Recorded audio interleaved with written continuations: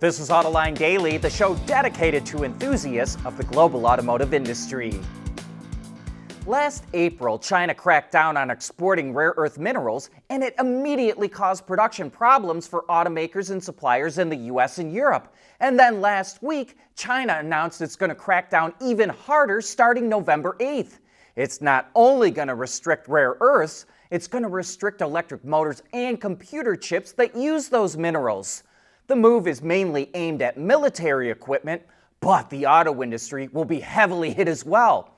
A typical internal combustion car can use up to 40 rare earth magnets in electric motors for things like the brakes, seats, windshield wipers, and mirrors, and an EV can use even more. Automakers and suppliers can apply for licenses to get the rare earths that they need, but it can take months of paperwork to get them, and this latest policy change from China will probably make it even harder. But one automaker had the foresight to protect itself from this kind of stuff years ago. 4 years ago, General Motors began investing in U.S. sources for rare earth minerals and processing, and now it has a direct supply coming on stream from multiple factories. Stellantis is also working with a French supplier for rare earth magnets, and the South Korean firm POSCO reportedly has a deal to supply them to an unnamed U.S. automaker next year. But most car companies will be years behind GM in finding alternatives to Chinese magnets. Ford is shuffling its management team around. Jim Bombick, who had been running advanced product planning, will now run Ford of Europe. That's probably a good move for Bombick, even though Ford of Europe is really struggling right now. The path to the top at Ford usually means an executive who has overseas experience. Remember, Jim Farley ran Ford of Europe on his way to becoming CEO. Interestingly, Ford headhunted Sam Basile away from General Motors to take Bombick's place in product planning. Ford also announced the retirements of Chuck Gray, who was running powertrain operations, and Darren Palmer, who was running Ford's EV operations. Car sales in China were strong last month. According to the China Passenger Car Association, automakers sold 2.27 million vehicles in September, up 6.6% compared to last year. New energy vehicles, which includes EVs, PHEVs, and EREVs, accounted for 57% of overall sales. September is traditionally a strong month for car sales in China. Sales were also boosted last month because car buyers were taking advantage of trade-in subsidies before some local governments suspended them. Hyundai's plant in Georgia is in the news for all the wrong reasons again.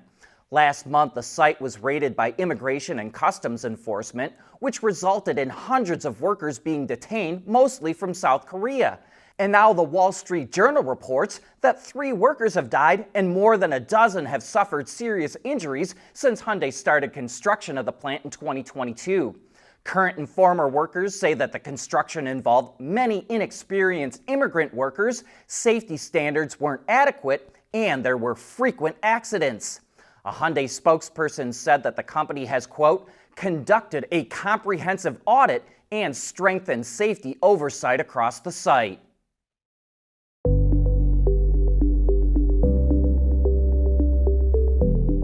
Developing today's vehicles, issues can happen in an instant.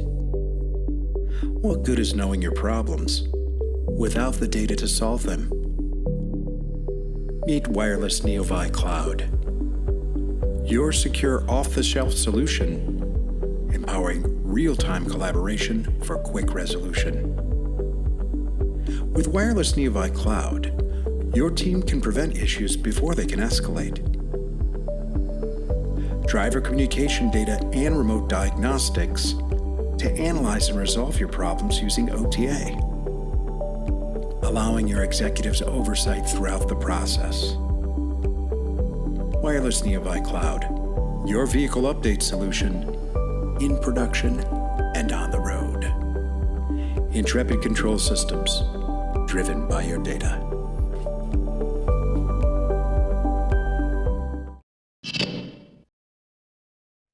General Motors has pretty much put a stake through the heart of its fuel cell operations. It's closing down what it called its hydrotech operations and is scrapping a plan to build a factory in Detroit to make fuel cells.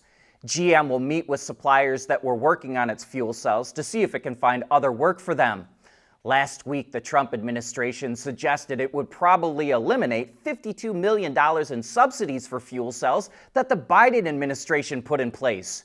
GM and Honda have a joint venture to make fuel cells for mining and heavy-duty trucks. That will continue to operate, but this probably is the end of GM's efforts to develop fuel cells for passenger vehicles.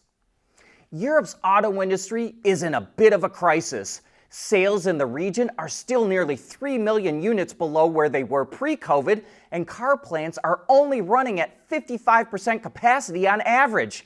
Because of that and the rise of Chinese competition, AlixPartners says that European automakers could be forced to close as many as 8 plants.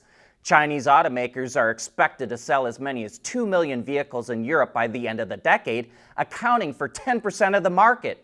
And closing those factories would be expensive. According to AlixPartners, a plant with 10,000 workers would cost $1.7 billion to close, and the process would take 1 to 3 years. The world has flipped upside down at Toyota. The Century has turned into a coupe. The Corolla is going all electric, and the Lexus LS is now a 6-wheeled van. These are several of the concepts that the company will debut at this year's Japan Mobility Show, which kicks off at the end of this month. Let's start with that Century, which is a mostly hand-assembled, high-end model that has traditionally been a sedan. However, in 2023, Toyota came out with an SUV version that features a PHEV powertrain, and now it looks like it's also considering a coupe version. We think this would be a large Rolls-Royce-like coupe, and that long hood suggests there's still an engine underneath.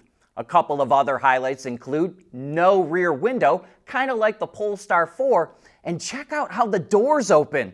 It looks like the driver's door slides forward and that there's little quarter doors that open just a little bit, so getting into the back seat is easier.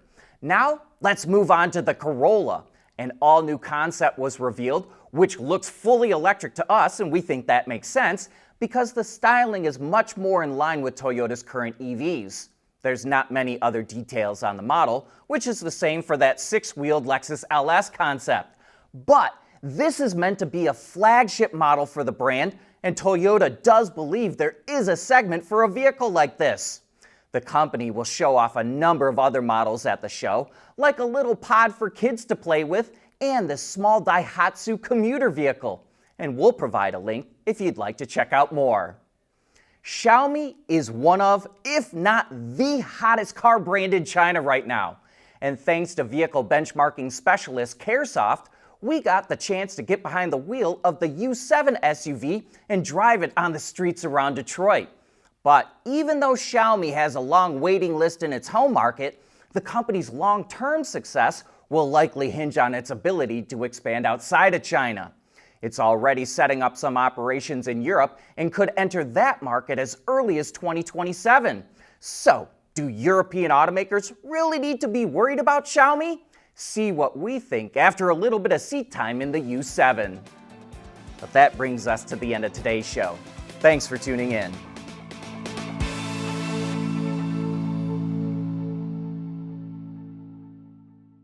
Autoline Daily is brought to you by Bridgestone, solutions for your journey. CSP, the composites solution partner. Intrepid Control Systems, over-the-air engineering, boost your game.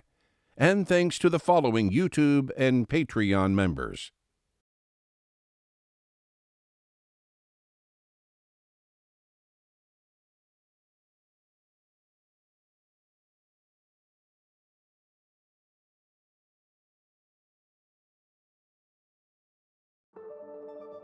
At CSP, we work with OEM engineers across the country on their journeys to lighter, safer, and more eco-friendly vehicles. Learn more at thecsp.com. Making a life full of memories, one road trip at a time. That's what really matters. Bridgestone Weather Peak tires with a 70,000-mile limited warranty.